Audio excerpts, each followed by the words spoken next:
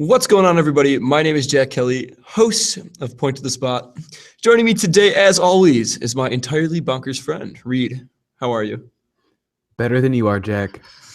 And once again, joining the show, a future presidential candidate, Ball for Prez 2020. I can't stand Donald Trump's America. Andrew Ball. Andrew, how are you? I'm doing well. How are you, sir? I'm doing good. I'm a little tired. It was a good time last night. I'm a little tired. But there is big news for all of our listeners. Our podcast is officially of age, episode 21. So it will be going out celebrating this evening. It is. It hit 21 before I did. And so the pod will be out celebrating tonight. So if there's a delay in getting it up till tomorrow, you know why. No, we are only kidding, of course. And as you all may be wondering, we did indeed become acquainted with one Reed Hammond in the flesh this weekend. Once again, it had been a very long time since we had seen him. Reed, did you enjoy your trip to another part of the state that is equally as cold? Oh, it was so cold. It was very cold. I think that was the defining characteristic of the visit is cold. But besides that, great. Really enjoyed myself. Good to see the city. I haven't been there in over a year.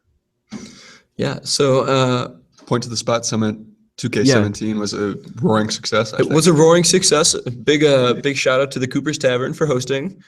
We appreciate it. And then this is a direct target to the Premier League because I know you are listening. Point to the Spot Summit 2K18. We do hope that it will be in England. So Premier League, get on that. Help us out. Speaking of the Premier League. Speaking of the Premier League, there was indeed football this weekend. It wasn't just an adventure-filled weekend for the three of us. So we will get to the Premier League, though, after we talk about the Premier League teams and a few others that played in the FA Cup this weekend.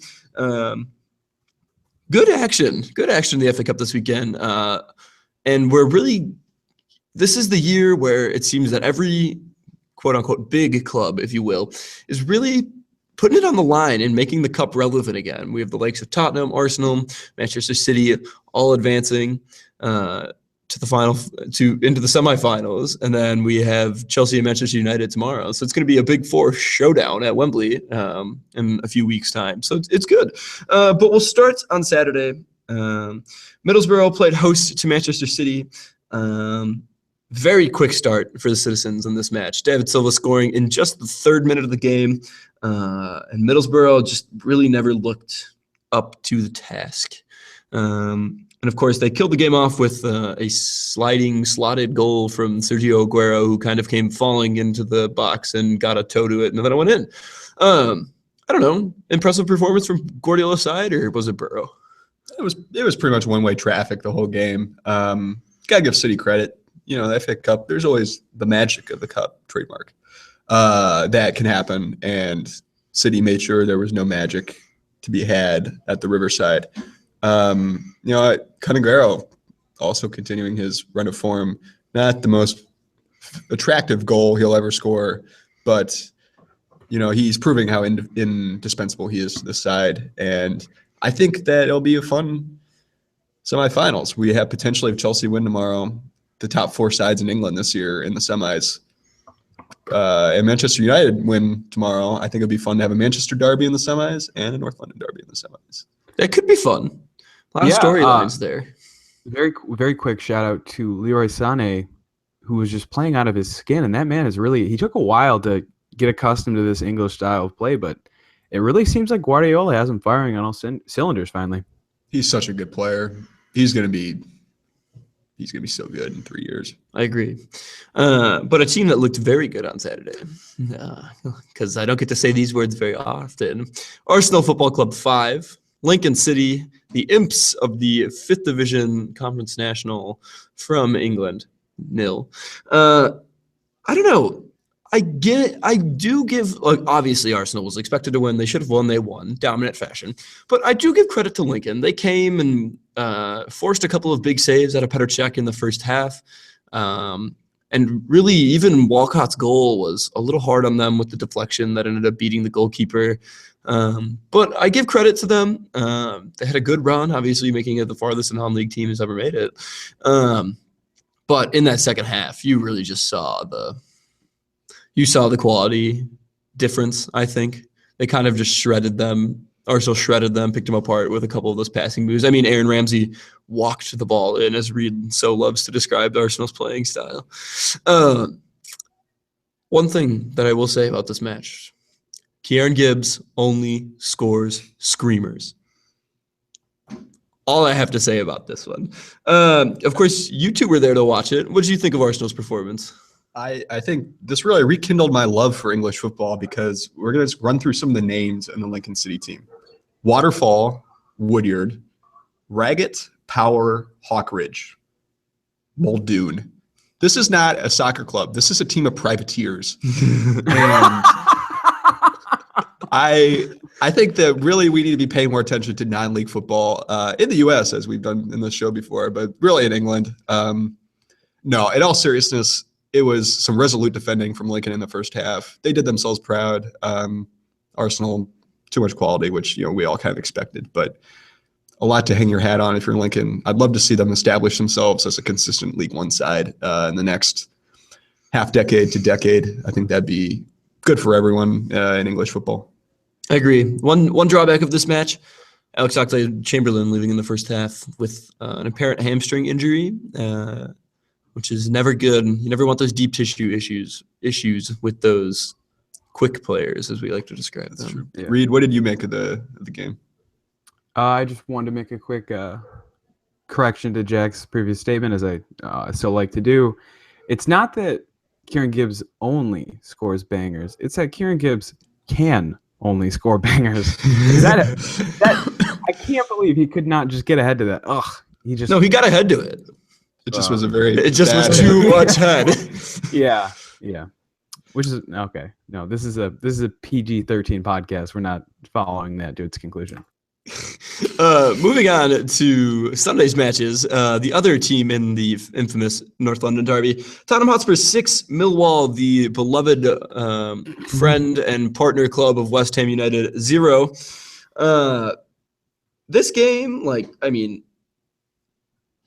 Harry Kane leaving in the first half has got to be cause for concern. Yeah, my blood pressure's still a little high from that.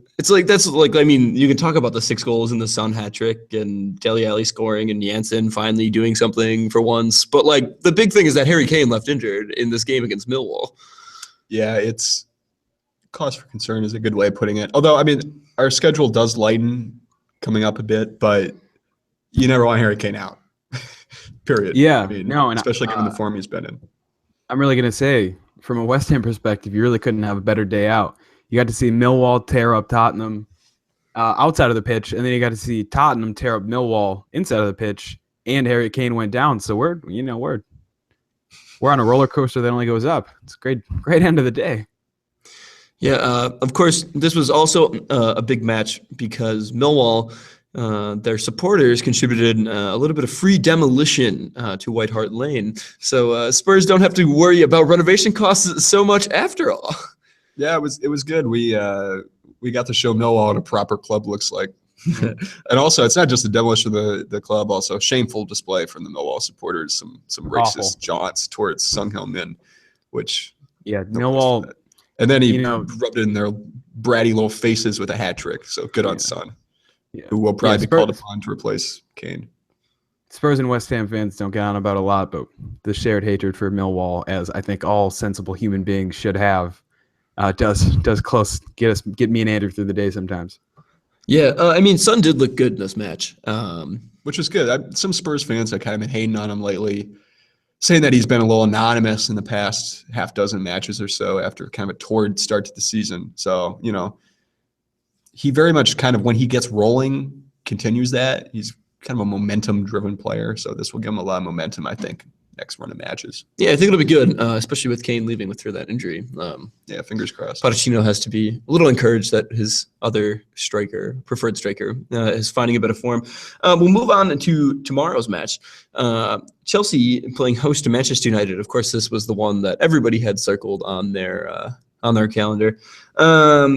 Not too much. Obviously, lots of storylines to look into. Ibrahimovic is not going to be playing because he picked up that ban for the great great elbow that we will only will be known as the Swedish elbow from here on out. Yeah, quick interjection. Sean Johnson just favorited a tweet of mine. I wasn't listening to what you're saying because I just got one of the better notifications I've ever gotten. It's a good day. Well, we'll go right back with you then, Reed, because you were listening so kindly. One word answer. You have the options of A, Chelsea, B, United, or C, draw. What do you have tomorrow? Chelsea. No Andrew? Zlatan. Chelsea. Yeah, no doubt. I think it'll be a beatdown, which of course means Manchester United win 2-1. But No kidding. I'm gonna go with a cheeky Manchester United win. Just because Jesse Lingard really loves stabbing and he really loves Wembley. But no, in all that, and actually, I think Chelsea's going to win this match. United's bad. I don't want to talk about them anymore. We'll move on to the domestic league now that we are finished with the domestic cup. Kind of an interesting schedule for the Premier League this weekend, given that the FA Cup was there to interrupt things. We'll start with Reed right away because his beloved West Ham showed some heart. Well, actually, they bottled it. They were up 1-0 off of a Mikel Antonio goal, and then a king hat-trick for Bournemouth carried them on to a lovely 3-2 victory at home. West Ham did not enjoy their trip to the South Coast. Reed, what went wrong for the Hammers? I think you can point to one man and one man only. Next season's Liverpool's Joshua King, as they do so love to go to the South Coast on their shopping. Yeah, very, very tough. 2 penalties missed for Bournemouth, so it could have been much different results. Jose Font's age is definitely showing with the amount the Slaven Bilic's asking of him, and Slaven's just playing players where they really don't belong. When Andre Ayew came on and Sam Byron came on, they both played far better than Cheikh Kouyaté, who was being pigeonholed at right back, and a rather ineffectual Sofiane Feghouli in the last couple of matches. I really appreciate Bilic giving him a run out just because of how much I personally rate him, but he's really not producing what we need. You really got to hope Byron gets that right back spot as soon as possible. Otherwise, it's going to be a couple results like this too, because that back line just is not secure. Yeah, I caught just the end of this one, and I had a very euphoric Reed Hammond singing the Andre Ayew song,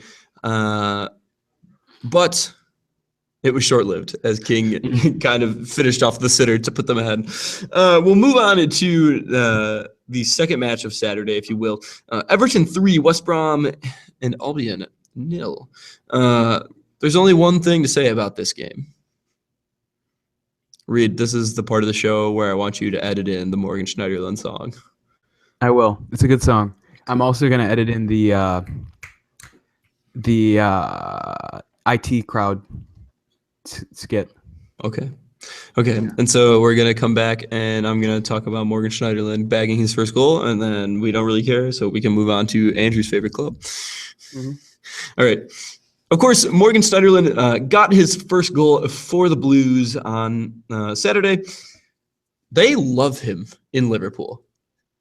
They just absolutely love him, and he has kind of not done that much so far since his time switching to Merseyside from Manchester. What do you think of Schneiderlin? Do you think he's just been growing pains, like trying to get used to it, or is he just not that good? No, I mean, moving mid-season when you've been trashed so much as he was at his former club is difficult, and I think next season he'll really settle in and be, the player that we all know he can be. I think a really encouraging sign for Everton in this one is they got contributions from more than Romelu Lukaku. And this is something Spurs struggle with too. The over-reliance on one offensive threat. And, it's good to see Kevin Morales, who kind of fell off the face of the earth for, large chunks of this season, come back and find form, and Schneiderlin also. So bodes well for Everton. And then, of course, Lukaku getting the third. So good match for the Blues. Pretty typical Lukaku goal. He just did strong Lukaku things, pushed somebody out of the way, finished. But we'll move on to the final match of Saturdays, and much to Reed's sorrow and my own, it appears that Bob Bradley really was the problem at Swansea. wasn't the problem at Swansea. Perhaps we can't really tell. There's no way to tell. They win, then they lose. Big showdown with Hull this weekend at the KC, and the Tigers came to play. 2 goals from Niasse put them ahead. He bagged twice. He scored twice within 10 minutes in the second half, and then Swansea bagged him very late. Glimpse of life with Mawson scoring in the 91st minute. Always fun. Center back Love. He hit an absolute screamer against. I don't remember who it was, but a couple weeks ago he hit a volley that was an absolute screamer off of a corner kick. But Like Kieran Gibbs. He only scores screamers. Mawson only scores screamers. But sitting how that was, that puts Hull on to 24 points. There's still 1 point from safety. Crystal Palace on 25, Swansea on 27, Leicester on 27. Keep in mind, fellow relegation battlers, Crystal Palace, Middlesbrough, and Sunderland all have a match in hand. You think they're staying up? Reed, what do you think? Do you think the Tigers stay up now that Leicester have found a little bit of form? Swansea's bagged a couple of wins. Palace got a win even under Big Sam. Do you think that they can beat out these other struggling clubs? I think a lot of this falls onto how long it takes, or until Borough finally hit their floor and start working back up, because they've just been free fall for so long. Getting out of the FA Cup will probably help a little bit, but I don't think a loss right there is going to help them with the morale side of it. Yeah. You got to think they will. They have the momentum, and that's really massive on that lower end of the table going into this final stretch. I agree. I think that my candidates to go down are Borough, Sunderland, and Palace at this point in time. Even though Big Sam does not go down, I think Hull has shown too much fight, and I think Swansea is just got too much money. Much to the chagrin of Big Sam's wife. Andrew, how do you see Hull running out? Of course, we've talked about their fixture list often. Here it is, a game against a fellow relegation zoner. They got it done. What do you think? Well, my feelings on the Hull City Tigers are well known on this podcast, but they did what they had to do. This was a really evenly matched game, and it was kind of a case of who wants it more. And Oumar Niasse came on as a sub, worked his ass off, got 2 big goals to give them huge 3 points. They got to just keep doing this against Borough. They got to do it against Sunderland and Palace. And if they can nick some points off, the West Hams of the world, that'll further strengthen their case. But, sorry, Reed. But, they'll make their hay or go down based on what they do in really 3 games. So, and it's a lot to put on 3 games, but that really how it boils down in their schedule. But this is a team that I think has embraced challenge more than other relegation teams this year. So many people doubted them in the beginning of the year. This whole season has been one big challenge for Hull. So many people thought they would be, bringing up the rear in the table, and instead they're fighting for their lives in a way that I think few people thought they would. So, all that's to say that I think they'll embrace it and really show up for those matches. Yeah. Well, the final match of this of Premier League fixtures this weekend, Liverpool 2, Burnley 1. Liverpool very early on laying an egg against Burnley once again in the return leg. A Barnes goal put Burnley up 1-0 in just the 7th minute, but 2 unlikely goal scorers, Wijnaldum and Emre Can, the sweatiest strike I've ever seen go into the back of the freaking net from Emre Can, the Turkish-German international. Liverpool got it done. That's like all you can say, I guess. They dominate Arsenal, but they continue to look like crap when they're not playing a team in the top 6. Reed, what do you make of this? I think this is a case of less Liverpool playing well and Burnley refusing to win on the road. I think that was the conflict we saw. It was an internal issue within the Burnley side. I think the fear was if they started winning on the road, they'd stop winning at home and therefore go down. So I think they just kind of let the 2 goals go by, just to keep the mojo flowing.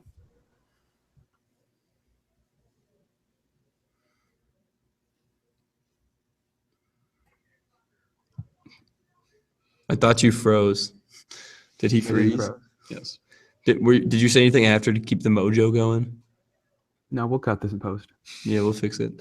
No, very, very true. I think that I think mojo is a good word for it because Liverpool's lacking it, but Jurgen Klopp is full of it. Is there a Monday Night Football game this week? FA Cup.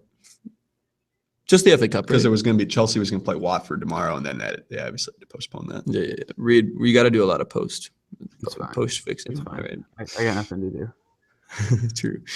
Okay, I'm gonna conclude this segment. I'm so damn tired. It's hard to think straight right now. It's all good. And guys, that was all of the happenings in England for the weekend. However, MLS is back, and we are indeed North American. So we are going to talk about some North American football when we come back. So stick around for part 2 of the show and enjoy the music. Damn. It's been a long one. Who wins March Madness? The Zags. Who the hell No, I knows? got one hot take. And who you got? Who knows? It's a really Dude, no, there's a UCLA. lot of It's parity UCLA. this year. It's UCLA. It's not that hot of a They've- take. That's not that hot of a tepid take. Okay, but they're a 3rd seed though in a hard region. You're right. I think it's a Kansas little wins it. I think Wichita No. State could play dangerous. Okay, Wichita State have They're like not a don't they have like the 7. best? No, They're they're the a best. 10. They're 10. They're 10. Yeah, they're 31-4 and they're a 10 seed. The committee. Yeah. No, and they have pooch the with that. best. They have the best 3-point percentage in the country, with UCLA coming in 2nd. UCLA is such an attack-heavy team. Like, dude, if they can get hot, it's over. Show me the results. Yeah, I know. You're right. I'm very excited. Mostly because Marquette made it. Yeah, what the hell? And they're like they got to play South Carolina. It Yeah, in Greenville. But Why was whatever. Orlando and New England postponed? was too cold, Really? which didn't stop them from playing in Minnesota. And Which is yeah. Yeah. Okay, we're back at 5, 4, 3. Welcome back to part 2 of the show, everybody. As we mentioned previously, there was indeed North American soccer. Major League Soccer is back and in full swing. And we should start this segment off with big news coming out of today. And that is from Soccer Don, the Soccer Don at the Soccer Don, Commissioner Don Gardner of MLS, announcing that LAFC will join the league in 2018 without an expansion counterpart. Big news or expected, or where is the other club going to come in after LAFC? Is David Beckham Football Club going to be a thing? St. Louis, Detroit? Like, they can't really make up their mind about it. I mean, the expectation is, of course, that Miami would have eventually gotten their shit together and would be the other club. That clearly hasn't happened. So, I mean, MLS now has a very existential crisis on their hands of whether or not they abandon their contractual obligation to David Beckham, enter Miami, we're rich as hell FC, or, you know, move on and bring in a really MLS-ready city like St. Louis, kind of ahead of schedule. So it'll be interesting to see what goes down with that. I know.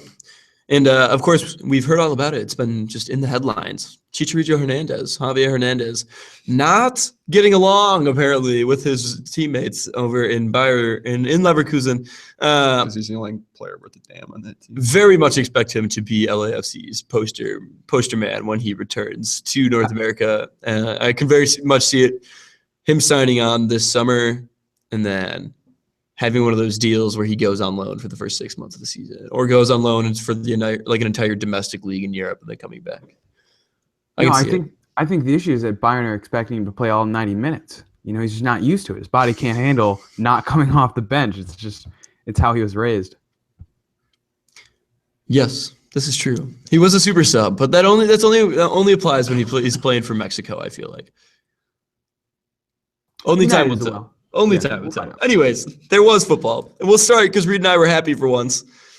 It's been 2 games consecutive, and the Chicago Fire have not lost both games. It's unreal. First place in the Eastern Conference. Chicago Fire 2, Real Salt Lake 0. A funky-ass goal from Nemanja Nikolic getting his first MLS goal. The Hungarian. Hungarian striker playing in Poland, coming over from Legia Warsaw. Real Salt Lake perfectly played him through on that. Yeah, beautiful. And it was still pretty sweaty finish. Like, Ramondo got to it. So that wasn't great. And then, of course, Arturo Alvarez, being relevant, and just 4 minutes later grabbing a second one. And the Fire didn't really look all that convincing, but they they had some moments of attacking brilliance in the final third without, the end product, I guess. Still looked a little shaky in the back. I can think of one instance, and this is a shout to all my Hot Time fellow writers, where Michael Harrington actually looked very good stopping a breakaway. I can also think of an instance where, I don't know who it was for Real Salt Lake, missed a sitter because Michael Harrington didn't get goal side of his defender. More 7. Yeah. Yeah. It was bad. But Reed, No. what do you think? Yeah, man. Hey, signs of a great team putting away chances and getting those home wins. So, are we the Burnley of the MLS? Too soon to say. No, but I mean, fun for Chicago. I guess I misspoke. At the time, they were in first place. The live table now has them in second on 4 points, trailing only the Red Bulls. Just a funky outcome. I mean, the crowd was non-existent. It was cold in Bridgeview. The Harlem end was looking good though, and that's encouraging. Another team that didn't really look all that convincing, but pulled it out was New York Red Bull against Colorado. I don't know what was happening. The first team in MLS history ever to win 2 consecutive games with an own goal in each game to win it for them. They won obviously last week with Anton Walk's own goal. Anton Walk's being a Spurs product, so not great for them. Classic. Yeah, they're getting Spursy in Atlanta. Yeah, I mean, there's not too much to say about this one. The Red Bulls, they're going to be good, and they're starting well, but they're old, and I could see them getting burned out very quickly because they are really lacking that depth that we talked about in our preview episode. Another kind of shock: TFC 2, Philadelphia 2. Jose Altidore converting a penalty, Morrow getting a goal, and then Simpson scoring early on for the Union, and then CJ Sapong answering right back in the 73rd to make it 2-2.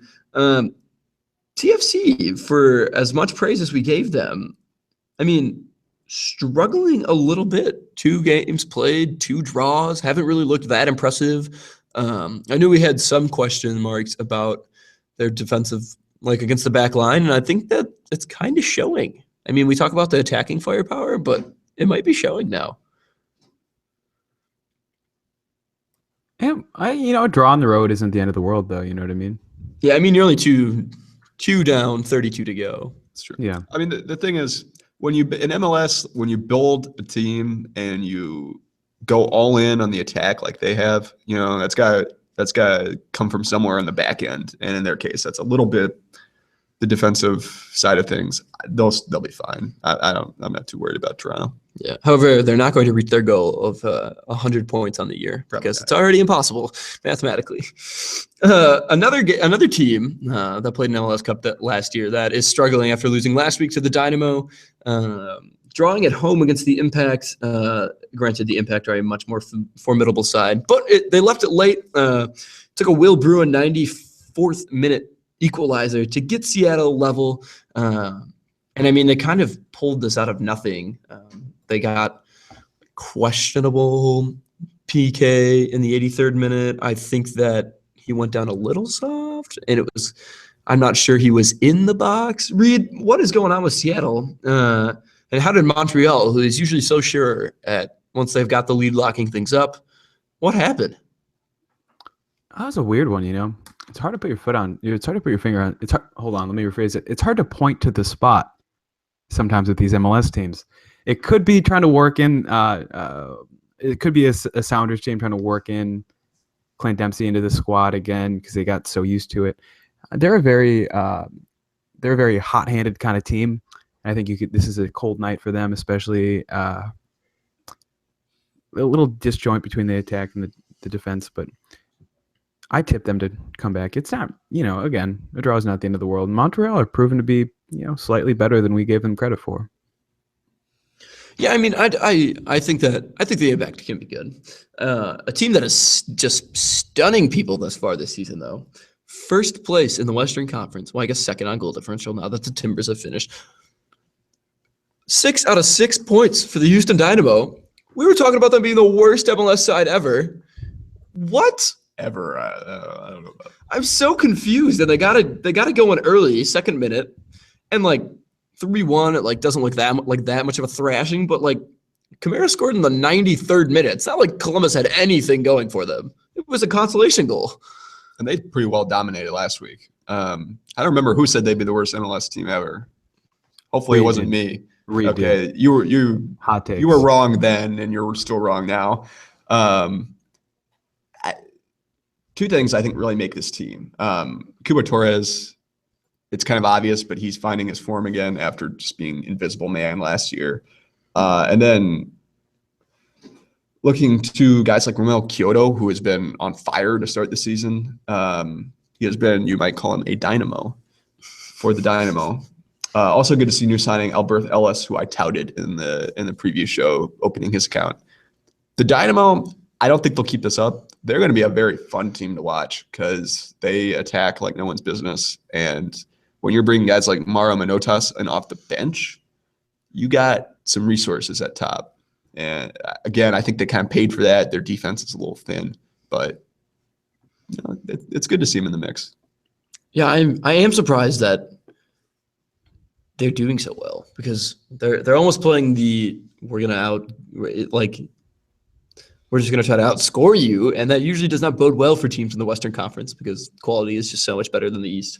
But No, hold on. Before we transition, one can only assume the entire Houston team listened to our MLS preview and used it to say, we got to prove those three Midwesterners, we got to get them right. They've been flying ever since. I think Reed's deeming that they're going to be the worst team of all time comes strictly because of his hate for the state of Texas. Rick Perry's our Secretary of Energy, and I'm not saying anything more about it. The other team from Texas, FC Dallas, drew at home 0-0 against Sporting KC. It looked a little flat. I didn't actually get to see too much of this one. I just saw a couple short recaps of it. Not really too much to talk about here. A little surprised they didn't get the points at home. I don't think SKC is going to be that great. Little hard. It was a little hard-nosed of a match. But I don't think there's too much more to say about that one. A team that we did not expect to be any good either. That pulled it out on Saturday. San Jose Earthquakes 3, Vancouver Whitecaps 2. Vancouver blowing a 2-0 home lead to the Quakes. Andrew, please. Don't talk to me. Please. What happened in this match? Don't talk to me. We're not going to discuss this match. Well, I can tell you what happened, but I think it's funnier when you do. If we must. No, they start out on fire, and then David Ousted got ousted for denial of clear goal-scoring opportunity, which probably was the right call, as hard a pill as it was to swallow at the time. And then from there on, I mean, even with 10 men, you got to play defense. They did not play defense, and Chris Wondolowski and Anibal Godoy and company took advantage. Really disappointing. I mean, San Jose is the kind of team you got to beat if you want to make the playoffs, and this was not the performance to do that. I still think there are a lot of encouraging signs. Eric Hurtado, who was kind of left for dead for the longest time, scored a really good goal in the second minute for a hot start. Nicolas Mosqueda, they had to bring him off once Ousted got a red card, but he looked really good, scoring a goal and looking good in distribution. And then shout out to poor Paulo Ternaghi, backup goalkeeper, who I think no one thought we'd see this year, coming on and adding to our man bun quotient. Hoping to see a better showing against Tigres in the midweek. Otherwise, we're going to get absolutely steamrolled. I think rotation had something to play into this match too. Of course, we didn't see Starlet Davies play and a couple other guys. Yeah, Ben McKendry should not be starting normally. Probably not. Not great. Maybe not. For the Thundercaps, maybe. A little bit of an East Coast throwdown. NYCFC just drugged DC United 4-0. David Villa reminding us all why he did win the Golden Boot and was MVP last year. 2 goals in this one. I don't know. DC just didn't show up. I don't know what else to say about this match. I mean, they've taken one of the possible 6 points. We were all pegging them to be pretty decent. And I mean, I know RFK isn't great, but like they let NYCFC come in and just drub them. It was in New York. Was it in New York? You sure? Yeah, it was in New York. Reed, fix it in post. Reed, fix it in post. We're going back to we're going from DC from the beginning. Another East Coast showdown that happened. DC United 0, NYCFC 4. The home side playing well at Yankee Stadium once again. A little brisk in New York this weekend. David Villa reminding us why he was the Golden Boot winner. And did he win the Golden Boot? Yes, the Golden Boot winner and the MVP last year. 2 goals today. Puts him on pace for 34 in the regular season. For those of you keeping score at home. Reed, a shutout for Sean Johnson in his home debut. Why did that never happen at the Fire? Because he has 4 actual defenders in front of him, not 1.5. And I'm heartbroken. I'm almost in mourning at this point. It's a little tough. And him favoriting that tweet, it doesn't hurt. It doesn't help anymore. I'm hurting. You know what I mean? I feel you. You know who else is hurting? Minnesota United. Heyo. Because they are now, what are they, -9 on goal differential to start the season? Got drilled 6-1 today at home in their home debut. Fellow expansion side, Atlanta United, came in and just gave them the business in a snowstorm. I mean, the crazy thing is half the guys on Atlanta United's team, all the South American guys, probably have never seen snow I know. before. It's unreal. I don't have too much to say. I know you caught some of this match. I did. It was a fun match from a neutral's perspective. Less fun for the Minnesota United back line, which, I mean, I don't know, Jack. I think you probably could give them pretty good, get your boots and head over to the Twin Cities. You probably could get some play time for them. Yeah, they. I made the team during trials, but they weren't going to pay me enough, so I said no. Podcast pays better. Yeah, I mean, no. It was just so sad because it was such a good showing for the Minnesota United It was fans. packed. I think it was more impressive than Atlanta last week. And, the Minnesota fans were not throwing beer on the field and doing the Pudos chant, which was good. But it was such a good showing, and then they just laid an egg. Sorry, Reed, go ahead. No. It's really sad to see that Minnesota's strategy of only signing Scandinavians didn't really pay off, because you would think snowy against, a fellow expansion team, that's when they'd rise to shine. But yeah, it's Tata Martino. Martino. I was correct. Really, really showing that it doesn't matter if it's an expansion team or not. He's a good enough manager to meld them into something. Because man, that was definitely something to start a road game with a very South American team playing a fairly Spanish South American style. Well, at least in hopes, playing a fairly South American Spanish style. To score within the first 2 minutes in the snow in Minnesota, that's a feat. It's not something I would have bet on. This reminds me of the United States Panama game. Oh Costa my Rica God. game? Costa Rica. Yeah, that was so good. It was so great. It was great. That Final- Jones is etched into my memory probably forever.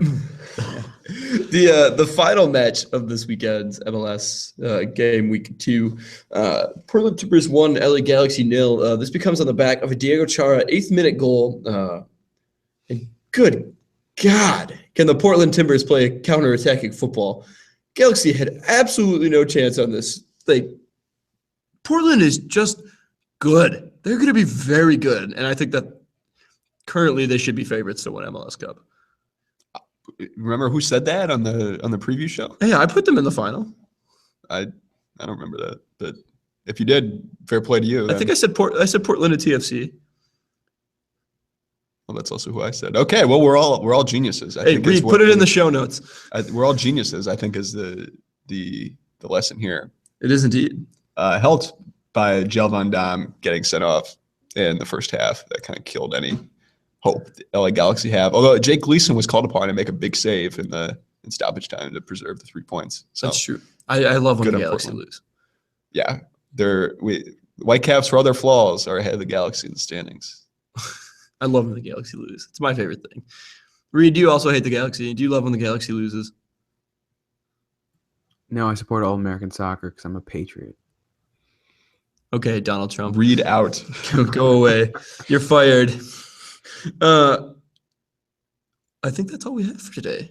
Well, what's the best thing you saw today, Jack? Well, where I was getting to that. Let me get there. So now we will move on to the best thing that I've seen today, and it's actually kind of football related today. Memphis Depay. Who remembers him? Who remembers him? Do you remember who he is?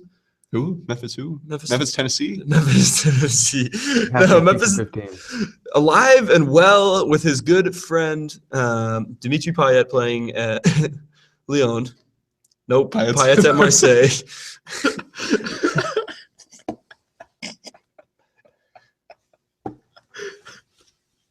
I want y'all to know I slept on Jack's couch last night, and he came home at 4 a.m, and this is why he's like this. We're gonna just go ahead and read you this section. Can I still get the Memphis, Tennessee bit in? Of course. Okay, good. All right, so we've reached the part of the show where I'm going to talk about the best thing I have seen all day, and it is more football related than normal. Do you remember the name Memphis Depay? Who? Memphis, Tennessee? Memphis Depay, the once great Dutch winger who rotted on the bench for Manchester United. Reed, are you familiar with the lad? Wears funny hats, goes to NBA games. Yeah, great tattoos, FIFA 15 legend. Yeah, love. Tries to be a boxer.